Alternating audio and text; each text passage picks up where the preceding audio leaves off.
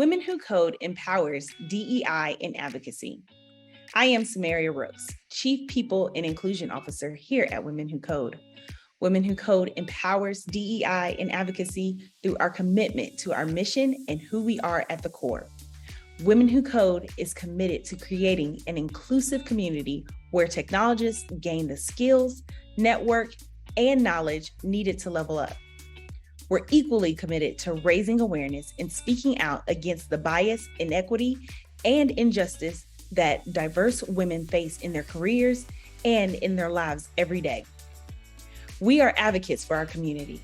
Women Who Code empowers DEI and advocacy at the core of our brand by being a people-first organization always.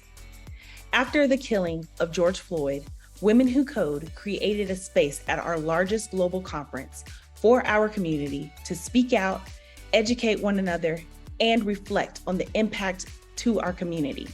This moment stays with me as we continue to advocate for equity and work to elevate a culture of inclusion in thought and practice. Women Who Code never loses sight of what is happening around the world, and that allows us to empower our community to support DEI and advocacy initiatives.